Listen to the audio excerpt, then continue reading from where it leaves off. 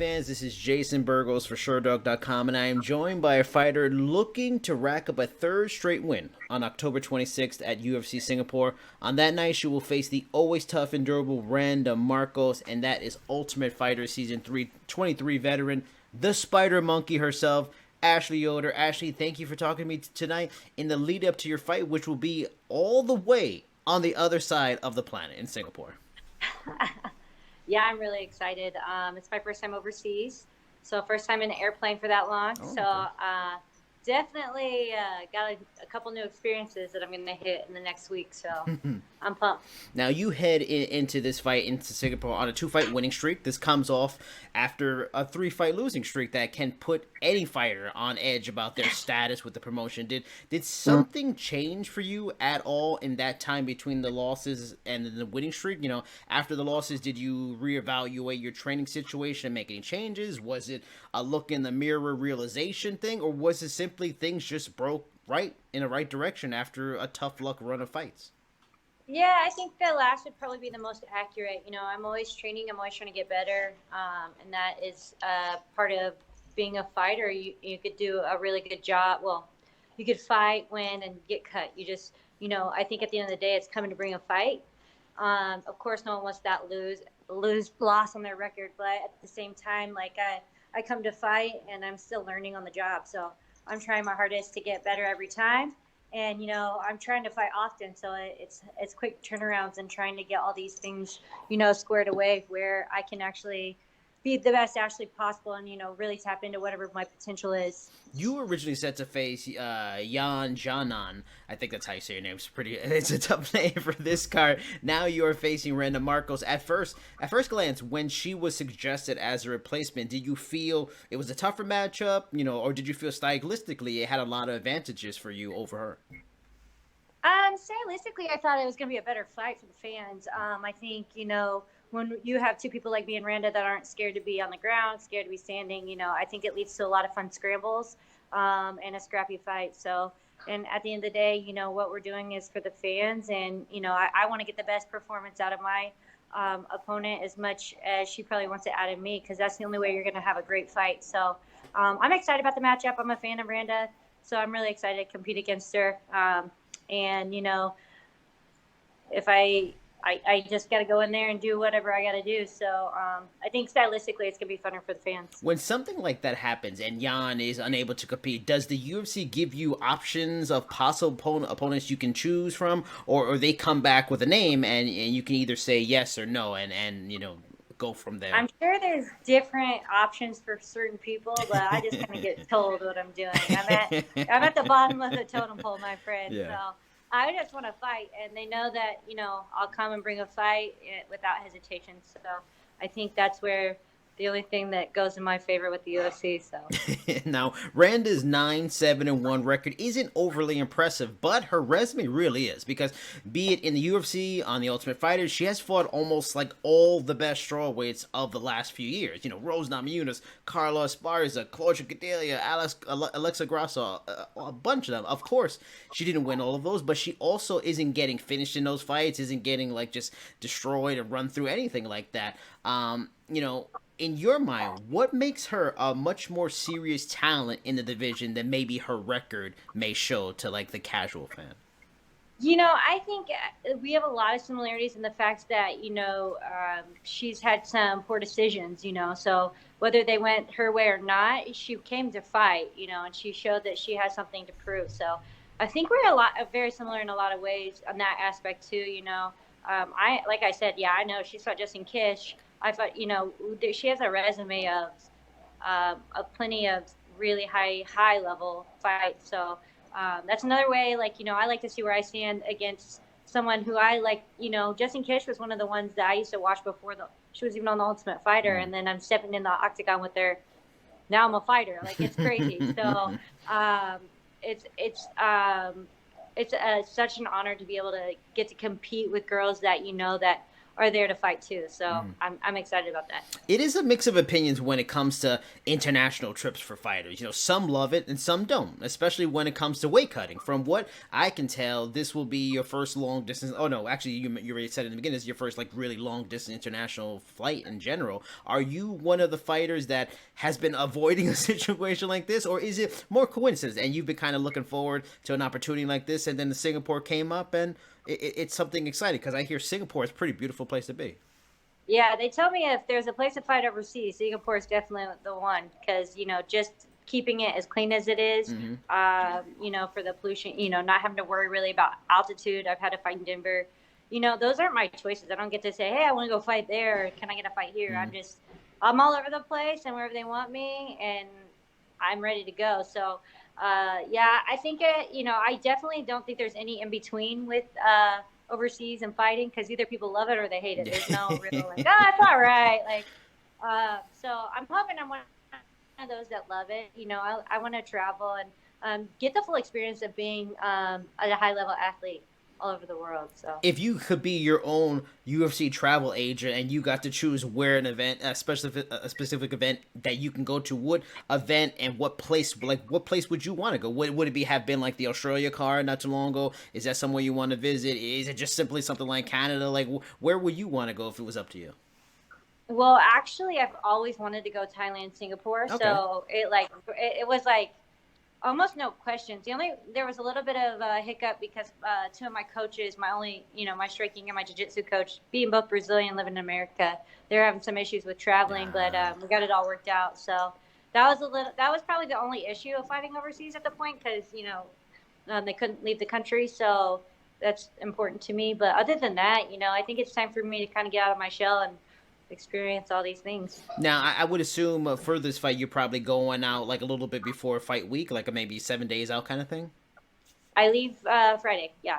So I talked to Derek Krantz, and he's in Texas, but he fought on the China card. And he talked to me about an element I didn't really think about before, and I don't think a lot of fans probably think about, in that when you're so close to fight night and you're making such a long distance trip, you kind of have to cut weight on the flight. Is that something you will have to deal with at all, cutting weight on the long flight, or you're pretty good, so it's not going to be an issue? No, my weight's actually lower than it's ever been at this point in camp. So no, I'm just gonna try and sleep the whole time, see how it goes. Are you I'm for myself? I can sleep anywhere. Are you the type of person that can sleep anywhere? Well, I can sleep on flights. I'm from the Midwest and I fly home awful lot. It's 3 hour difference. It takes like 5, so I'm always flying. So I've gotten used to sleeping on an airplane, but I'm actually kind of excited because you don't have to stop. You can just keep going. So I've worked really hard and it's time for my body to rest and get ready for the fight night. So on your Instagram, you give thanks to Dan Henderson, having been and it's also like a picture of you guys and some other people and like a post-training image stuff. Like, what is it like to work with such a legendary figure in this sport like a Dan Henderson? And also, he seems to be the kind of guy that if he like shook your hand or pat you on the back, it would probably hurt. Is there any truth to something like that? Actually, dude, you're probably the first person to say that. The dude's like a rock. A metal rod. Like you do, like he doesn't even stretch still to this day to get on the mat. He just does this little and then he goes and he kicks everyone's ass. Wow. Like, where did you come from? You're a white belt. You're not supposed to be doing that.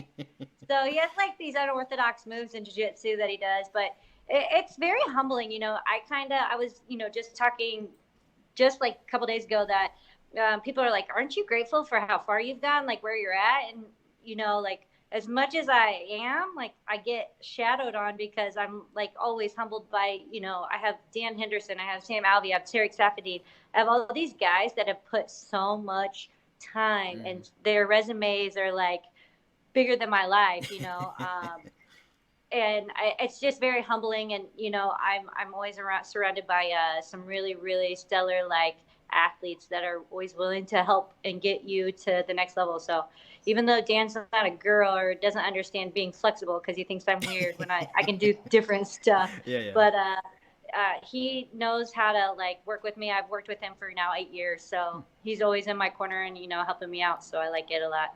Because he's done it all, been around. Is there like one unique nugget of advice that he gave you once that has always stuck with you that really made a difference as you progressed through your fighting career? Um, someone asked me that.